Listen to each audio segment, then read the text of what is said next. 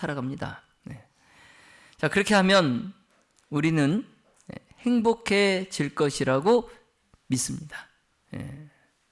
그래서 더 좋은 직장에 다니고, 그래서 더 안정된 미래를 내가 그려가고, 그래서 지금보다 더 나은 형편에 살면 더 행복해질 것이라고 믿어요. 자, 그런데 한 가지 질문이 있습니다. 우리가 이렇게 열심히 살아가고 있는데 왜 우리는 여전히 행복하지 않다고 느낄까? 지금 비약적인 발전을 이루면서 우리가 살고 있죠. 그래서 30년, 40년 전만 해도 상상하지도 못한 세상에 우리가 살고 있어요. 그렇잖아요.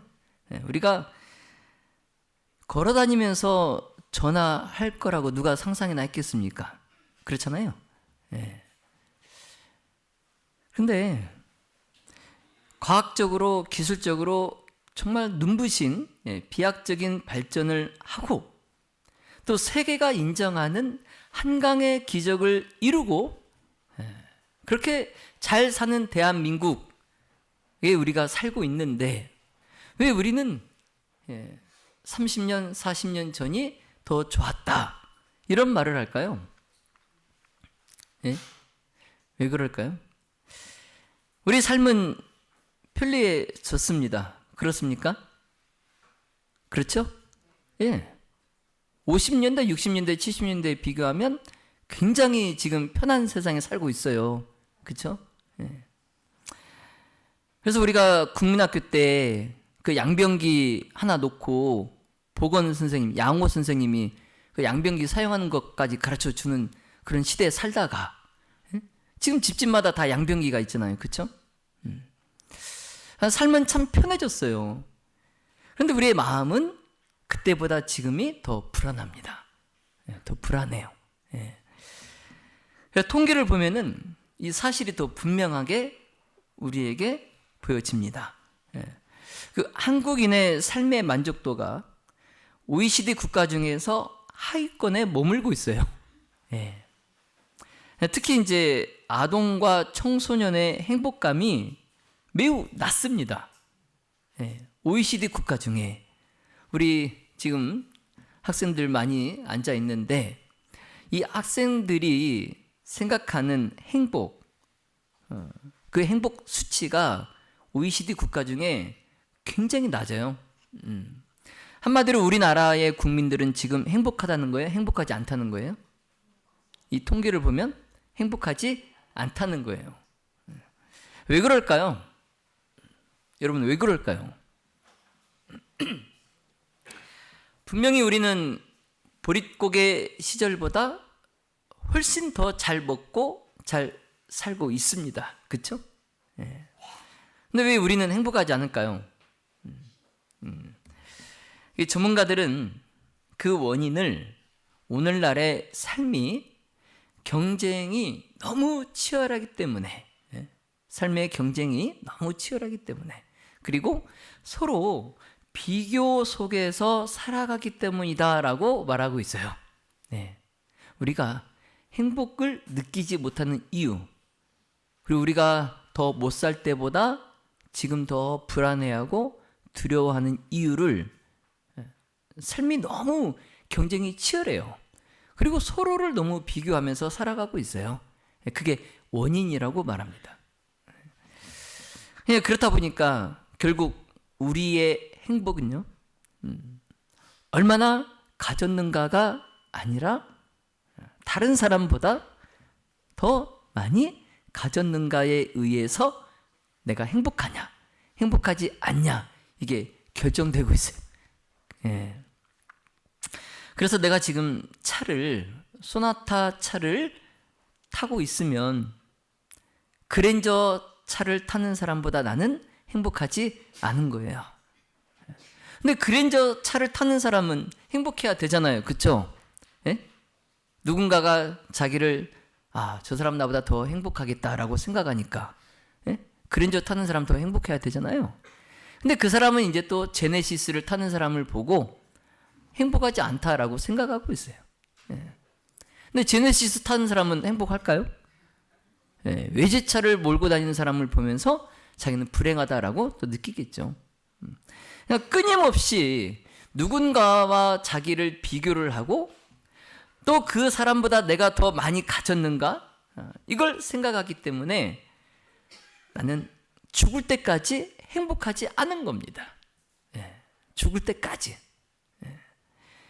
그래서 우리는 남보다 더 많이 가지려고, 남보다 더 많이 배우려고, 남보다 더 앞서 가려고 끊임없이 달려가요. 그래서 내 대에서 내가 그걸 하지 못했다면 내 자녀에게 그것을 하게끔 합니다.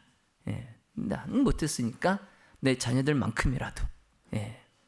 그래서 끊임없이 눈앞에 놓인 허들을 넘으면서 달려가고 있어요. 그런데 성경은 전혀 다른 행복의 기준을 우리에게 말해줍니다. 전혀 다른.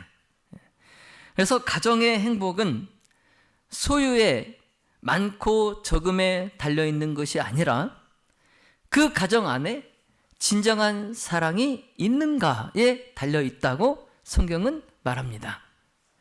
그 가정 안에 진정한 사랑이 있는가. 그래서 여러분, 아무리 어려워도, 아무리 형편이 나아지지 않아도 가족 간에 진정한 사랑이 있다면 그 가정은 반드시 다시 일어날 수 있어요.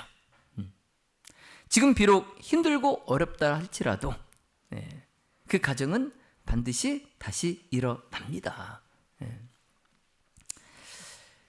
그래서 제가 고등학교 3학년 때 은행에서 대출을 받아서 집을 지었어요.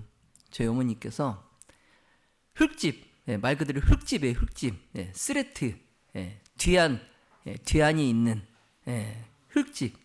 그 집을 헐고 그 땅에 은행의 대출을 풀로 받아가지고 슬라브 1층 주택을 지었어요. 그런데 한 달도 못 살고 이사 갔어요. 그 대출을 갚아야 돼서. 그래서 그 전세, 그 전세를 내줘요. 그 집을 전세를 내주고 그 전세금으로 은행 대출을 갚고 우리는 어은리, 군산에 지금 서부교회죠. 옛날엔 어은리 교회였어요. 어은리. 그 교회가 언덕배기 위에 있어요. 네, 마룻바닥으로 된 교회입니다. 그 교회 뒤편에 헛간이 있어요. 그 헛간에 보일러를 깔고 그 다음에 하수구도 없어서 하수구를 만들고 또 수도를 아래 사택에서 땅을 파갖고 수도 엑셀을 묻어가지고 이제 수도도 놓고 그리고 연탄 보일러 놓고 이제 거기서 거처를 마련해서 살았어요. 근데 우리 어은리교회 성도님들이 하시는 말씀이 이 집에서 살다 나간 사람들은 다 성공했다 이렇게 말씀해 주시더라고요. 그래서 우리가 그 집에 살기 전에 이미 몇 가정이 그 집에서 살다가 나갔어요. 근데 다 잘 됐어요. 그 집에서 살다 나가신 분들이 다 잘 된 거예요. 자녀들도 다 잘 되고. 그래서 저희도 이제 그 집에서 살다가 몇 년을 살다가 이제 나갔는데 결과적으로 잘 됐습니다. 하나님의 은혜죠. 그런데 왜 그 집에 살던 사람들이 나가면 다 성공하고 잘 될까? 제가 볼 때는 너무 그 형편이 열악하고 너무 힘들어서 일을 갈았던 것 같아요. 성공해야 되겠다. 그래서 잘 되지 않았을까? 일을 가니까 하늘은 스스로 돕는 자를 돕는다고 또 하나님께서 복을 주셔서 잘 된 것 같아요. 그러니까 아무리 지금 내 형편이 어렵고 힘들어도요, 가족 간에 우대가 있고 사랑이 있으면 반드시 그 가정은 일어섭니다. 예. 여러분 살아보시니까 인생에서 가장 중요한 것은 뭐던가요? 여러분 인생에서 가장 중요한 게 뭐예요? 살아보시니까 돈이던가요? 아니죠. 사랑이에요. 사랑. 결국 사랑입니다. 사랑. 예. 그래서 간장 종지에 간장을 하나 밥상에 떠놓고 꽁보리 밥에 그 간장으로 비벼서 먹더라도 사랑이 있으면 최고의 만찬이 되는 거예요. 제 친구도 참 어렵게 살았던 것 같아요. 고등학교 때 간장 하나 넣고 밥을 비벼서 먹었대요. 어머니, 부모님도 다 일하러 나가시고 이제 학교 갔다 오면 간장에 자기 밥을 떠서 간장을 넣고 비벼서 먹었대요. 반찬도 없이. 그런데 가장 행복했을 때가 언제냐고 저한테 물어봐요. 그래서 뭐 고기 반찬 나왔을 때냐? 물어봤더니 고추장이 있었을 때가 제일 행복했다고 그러더라고요. 맨날 간장에다가 밥을 비벼 먹다가 어느 날 이제 고추장이 있으면 그게 너무 행복했다는 거예요. 그래서 이 사랑이 고난과 두려움을 이기게 하는 힘이 있어요. 우리 모두는 내 가족이 잘 되기를 바랍니다. 그렇죠? 왜 그렇습니까? 공부를 잘하면 좋은 대학에 갈 수 있고 또 좋은 대학에 가면 좋은 직장에 갈 수 있고 또 시집도 잘 갈 수 있고 그래서 좋은 직장에 들어가면 또 안정된 삶을 살 수 있고 그래서 그렇게 되면은 이 어려운 세상 속에서도 안정된 미래를 살아갈 수 있다라고 생각하기 때문에 내 가족이, 내 자녀가 잘 되기를 바라고 있어요. 자, 그런데 이 모든 마음의 그 출발점은 분명히 사랑입니다. 사랑이에요. 그래서 내 자녀를 내가 사랑하기 때문에 내 자녀가 잘 되기를 바라고 더 좋은 길을 가기를 원하는 겁니다. 부모로서. 그런데 문제는 그 사랑의 이면에 또 다른 감정이 함께 자리 잡고 있다는 거죠. 그 사랑의 이면에 어떤 감정이냐면 바로 두려움이에요. 두려움. 그래서 내 자녀가 잘 되기를 바라는 마음에 물론 그 출발점은 사랑이었지만 두려움이 그 이면에 자리 잡고 있다는 거예요. 그래서 얘가 성적이 떨어지면 어떡하지? 저렇게 공부는 안 하고 게임만, 휴대폰만 보고 살면 어떡하지? 저러다 좋은 대학에 못 가면 어떡하지? 저러다 이제 직장도 변변찮 직장에 들어가면 어떡하지? 세상 속에서 제가 저렇게 제대로 살 수 있을까?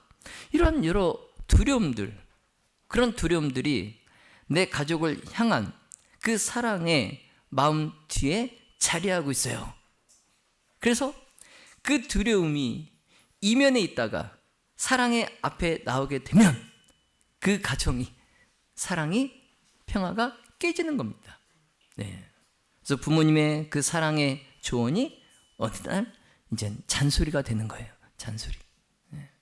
그리고 잔소리를 듣는 자녀들은 반항을 하게 됩니다. 반항. 그러면 그 가정의 행복은 깨져요. 그래서 우리의 사랑이 처음 출발은 자녀를 위한 것이었지만 그 이면에 있는 두려움, 그 두려움에서 그 사랑이 비롯될 때에 그 사랑은 상처가 되고 가족 간의 관계를 단절시킬 수 있다는 것입니다. 그래서 우리는 이런 질문을 한번 해봐야 돼요. 내가 가족을 사랑하는 그 사랑의 근원, 그 근원은 과연 어디서 비롯된 것일까? 오늘 본문의 말씀은 사랑 안에 두려움이 없고 온전한 사랑이 두려움을 내어 쫓는다라고 말씀합니다. 자, 그렇다면 두려움을 쫓는 온전한 사랑은 무엇일까? 두려움을 쫓는 온전한 사랑, 그건 뭘까? 그 성경에 이름 없는 여인들, 그 어머니들이 많이 등장을 합니다.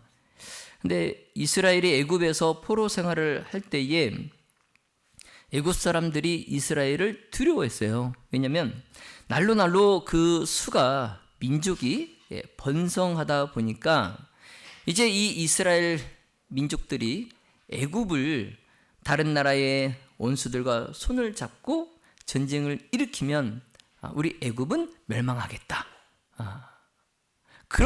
그렇지 않더라도 꼭 이 이스라엘 민족이 다른 나라와 손잡고 우리를 치지 않더라도 이 이스라엘 민족이 손을 잡고 다른 곳으로 이주해 버리면 우리나라가 위태로워지겠다.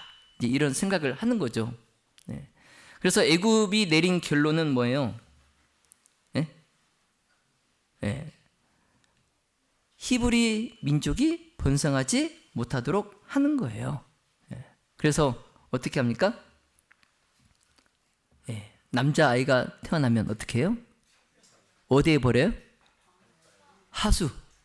하수고요. 그래서 그렇게 억압하면 할수록, 또 학대하면 할수록 이스라엘의 수가 점점 줄어들 줄 알았는데 그러기는커녕 오히려 더 번성하고 강해지는 거예요. 신기하죠? 그래서 결국 이제 애굽이 내린 특단의 조치가 남자 아이의 씨를 끊어버리는 겁니다. 그래서 산파가 임산부가 이제 아이를 낳으면 그 아이가 산의 아이면 그 자리에서 죽이라 명령하죠. 그 두렵고 끔찍한 명령이 이 히브리 산파들에게 내려져요. 그래서 애굽의 명령을 직접 수행해야 했던 이 히브리 산파인 십부라와 부하, 이 여인들이 두려움을 갖습니다. 내가 이 명령을 지키지 않으면 내가 목숨을 잃을 텐데, 그런 딜레마에 빠져요. 내가 살겠다고 이제 막 태어난 남자아이를 죽일 것인가? 여러분, 만약 여러분이 히브리 산파라면 어떻게 하시겠습니까? 내가 살겠다고 이제 막 태어난 아이를 죽이겠습니까? 아니면 이 어린 새 생명을 살리기 위해서 내가 죽겠습니까? 어떻게 하시겠어요? 김시욱 사님, 나한테 물어보지 마세요. 그 눈빛인데. 참 감당할 수 없는 고민이죠. 그렇죠? 어떤 선택을 과연 이 산파들이 내렸을까? 그 출애굽기 1장 17절에 그러나 산파들이 하나님을 두려워하여 애굽 왕의 명령을 어기고 남자 아기들을 뭐한지라? 살린지라. 비록 자기가 죽을지라도 새로 태어난 남자 아기들을 살렸다는 거예요. 그러니까 산파들은 애굽 왕을 두려워한 것이 아니라 누굴 두려워했어요? 하나님을 두려워했어요. 하나님. 그래서 명령에 불복종하면 자신의 생명이 위태로워질 수 있었지만 그들은 그것보다 하나님의 뜻을 따르기로 결단했습니다. 여러분, 이 결정이 쉬웠을까요? 그 부도덕한 명령에도 따를 수밖에 없는 복종 심리에 대한 연구가 있었어요. 복종 심리. 그러니까 부도덕한 명령도 인간이 따를 수밖에 없게 된다는 그것을 이제 실험으로 증명해 보이는 거예요. 근데 이게 이제 밀그램 실험인데, 처음에 기억력 관련해서 실험을 하겠다라고 실험자를 모집을 했어요. 그래서 500명의 실험 대상자를 모았습니다. 기억력 실험을 하겠다. 근데 이제 이 실험의 본래 의도는 다 숨겼어요. 이 실험의 본래 의도는 뭐예요? 부도덕한 명령에도 과연 인간은 따를 것인가 따르지 않을 것인가, 그게 실험의 본 목적이죠. 근데 그걸 숨기고 그냥 기억력을 실험한다 이렇게 모았어요. 500명. 그래서 3인 1조로 실험을 진행했습니다. 3인 1조. 한 사람은 이제 학습자, 또 한 사람은 선생님, 그리고 한 사람은 그 두 사람에게 명령을 내리는 명령자, 이렇게 3인 1조로. 그래서 선생님하고 학습자가 벽 하나 두고 서로 다른 방에 들어가 있어요. 벽을 하나 사이에 두고. 그리고 서로 보이지는 않지만 목소리로만 소통할 수 있게 해놨어요. 목소리는 다 잘 들려요. 예. 그래서 선생님이 문제를 내고 그 벽 너머에 있는 학습자가 그 문제를 푸는 역할을 합니다. 예. 그런데 문제를 틀리면 이 명령을 하는 사람이 선생님에게 저 학습자에게 전기 충격을 가하라 지시합니다. 명령이에요. 그러니까 문제를 틀릴 때마다 그 학습자에게 전기 충격을 가하는 거예요. 예. 그래서 선생님이 그 명령자의 명령에 따라서 그 학생이 틀리면 전기 충격 버튼을 눌렀어요. 예. 그래서 오답이 반복될수록 그 전기의 강도는 더 세집니다. 더 세져요. 근데 실제로는 명령자와 학습자는 한 팀이에요. 이 선생님만 모르는 거예요. 몰래카메라예요. 몰래카메라. 선생님만 몰라요. 그래서 선생님이 아무리 전기 충격기 버튼을 눌러도 그 벽 너머에 있는 그 학습자에게 전기 충격이 가지 않아요. 가지 않지만 연기로 막 소리 지르면서 괴로워하고 그럽니다. 가짜로. 그런데 과연 이 실험에서 선생님은 언제까지 강도가 전기의 강도가 언제까지 갈 때까지 과연 이 선생님은 명령자의 명령을 따라서 버튼을 누를 수 있는가? 이게 이제 실험의 목적이었어요. 그래서 학생이 전기 충격을 받을 때마다 이제 막 비명을 막 가짜로 비명을 지르면서 막 선생님을 속였어요. 근데 이제 일정 정도의 이상이 되자 이제 막 고통을 호소하면서 막 여기서 나를 내보내 달라고 막 아우성치고 막 소리 지르고 난리도 아니에요. 이제 강도가 세질수록. 물론 이제 연기죠, 연기. 그때 이제 선생님이 이 전기 충격 버튼을 누르는 것에 대해서 조금씩 머뭇거립니다. 그 건너편에서 학생이 그렇게 괴로워할 때마다 이제 이 버튼을 누르는 속도가 조금씩 느려져요. 좀 생각하고 누르게 돼요, 이제는. 약할 때는 막 누르다가 이제 너무 괴로워하니까 좀 이제 주저주저 하면서 눌러요. 그런데 이제 마지막에 위험한 수준에 도달합니다. 강도가. 그러니까 이 최고 위험 단계, 목숨도 잃을 수 있는 최고 위험 단계 65%까지 이제 강도가 도달해요. 그런데 이제 선생님에게 명령자가 버튼을 눌러라 했을 때 과연 이 선생님은 65%의 강도의 전기 충격을 그 옆방에 있는 학생에게 가할 것인가?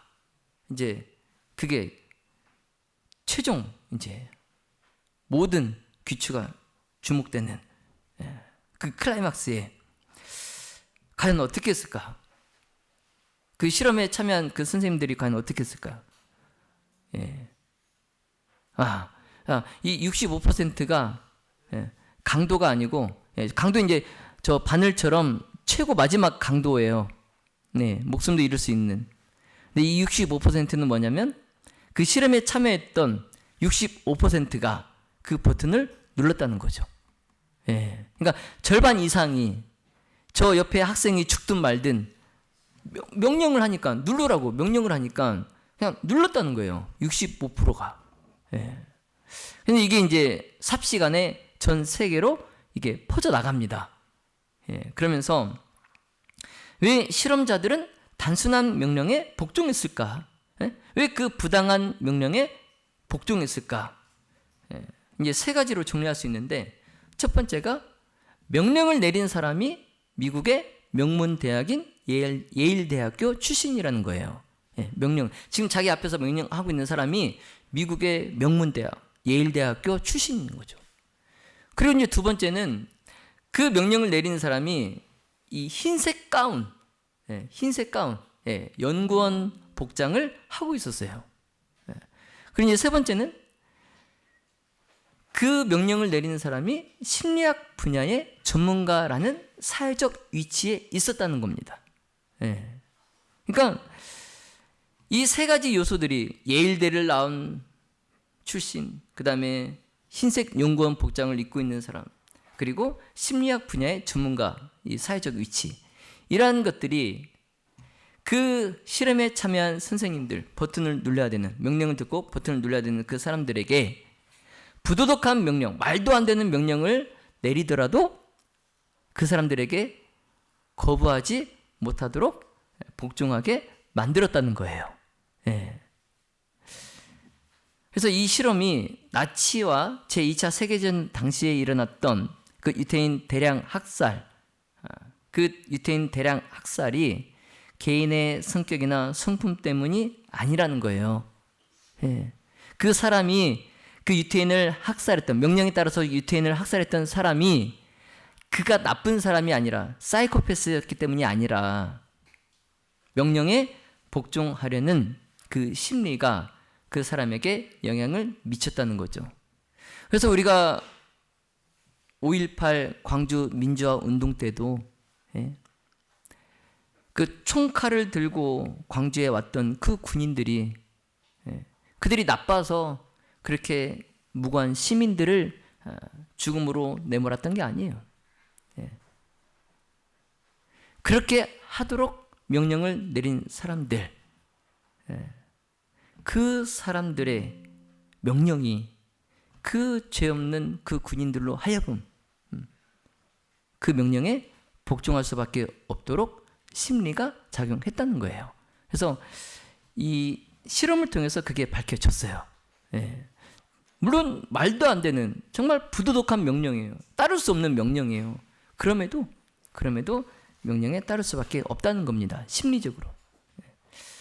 그래서 힘이 있고 권위 있는 사람이 명령을 하면 그 명령에 따를 수밖에 없다는 거예요. 그래서 내가 굳이 그 명령을 따르지 않더라도 내가 아닌 누군가가 그 명령을 따를 것이다 라는 거죠. 그러면서 자신이 받는 그 양심의 가책에서 비교적 완전히는 아니지만 비교적 자유로워질 수 있다는 겁니다. 내가 지금 이 명령을 따르지 않더라도 누군가는 이 명령을 따를 것이다. 그런 생각으로 그 명령을 따를 때에 양심의 가책이 조금은 가벼워진다는 거예요. 자, 그래서 이 히브리 산파들의 입장에서도 애굽 왕의 명령이기 때문에 어떻게 합니까? 어떻게 해요? 따라야 되죠. 그렇죠? 자기가 죽을 수 있으니까. 그리고 자기가 이 명령을 따르지 않더라도 다른 누구 산파가 그 아이를 죽일 수 있잖아요. 그렇죠? 그러면서 양심의 가책을 조금 벗고 그냥 그 태어난 사내 아이를 죽일 수 있어요. 그러나 이 히브리 산파들의 선택의 기준이 무엇이었습니까? 하나님을 두려워했다는 거예요. 애굽 왕을 두려워한 것이 아니라 하나님을 두려워했다는 거예요. 그래서 여기서 이 두려움, 하나님을 두려워했다. 이 두려움은 두려움의 감정, 그리고 존경과 경외, 그리고 의로운 행동과 경건이란 의미들을 표현합니다. 그냥 무서워한다는 게 아니에요. 하나님을 무서워한다는 게 아니에요. 여기서 두려워한다, 하나님을 두려워한다. 이 두려워한다, 이 히브리 원어의 그 참 의미가 뭐냐면 존경과 경외, 의로운 행동과 경건, 이런 걸 의미하고 있어요. 그래서 히브리 산파들이 하나님을 애굽 왕보다 더 존경했다는 거예요. 그래서 의로운 삶을 의미하는 이 두려워하다, 그 단어, 이것이 히브리 산파들로 하여금 더 실제적이고 더 능동적인 행동을 하도록 했던 거죠. 그래서 히브리 산파들이 그 외압과 그 불공정한 그 말도 안 되는 그 상황 속에서도 애굽 왕을 두려워하여서 명령에 따르지 않으면 자신들이 죽을 수 있다는 그러한 두려움에 머물지 않았어요. 그들은 오히려 하나님을 믿는 사람으로서 하나님의 뜻에 따라 의로운 선택을 하겠다는 그 신념, 그 신념이 그들로 능동적이고 실제적으로 행동하도록 했습니다. 예. 자, 그렇다면 이 능동적이고 실제적인 그 믿음, 그 믿음의 행동, 무엇이 그렇게 하게 했을까? 예. 출애굽기 1장에 이 두려워하여라는 그 사용된 용례를 보면은 이런 종류의 두려움은 율법을 읽음으로써 가장 적절하게 알게 되었다라고 설명됩니다. 예. 이런 종류의 두려움, 율법을 읽음으로, 하나님의 말씀을 읽음으로 가장 적절하게 알게 되었다. 예. 그러니까 사람은 자신의 신념에 따라 행동합니다. 자신의 신념에 따라서. 그리고 그 신념이 자신의 행동의 중요한 결정의 기준이 돼요. 예. 그래서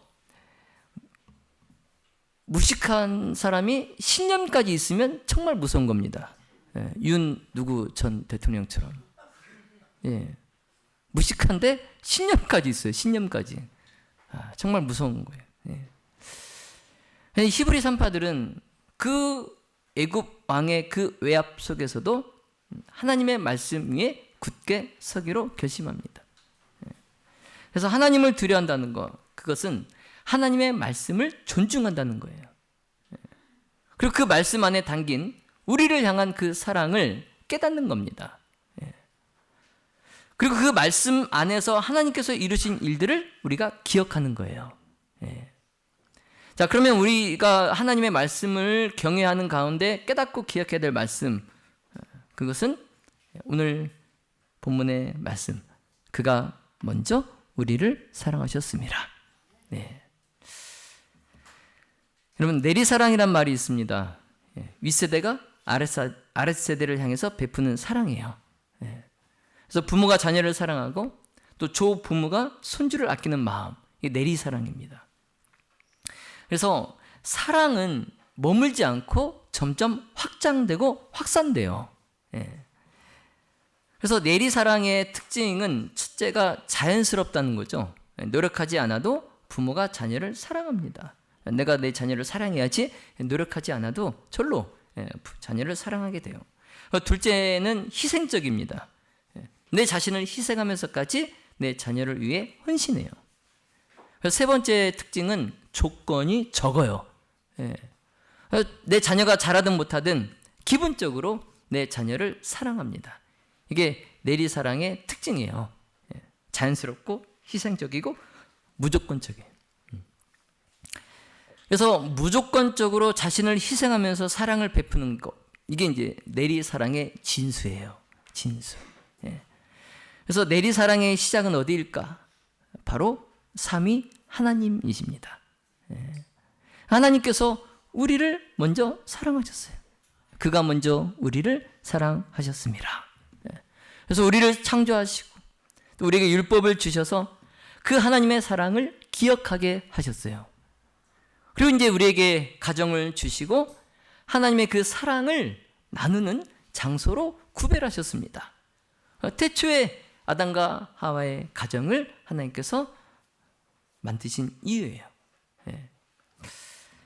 자, 그런데 이제 죄가 들어오면서 가정이 위태로워지죠. 그래서 그리스도인 가정도 예외는 아닙니다.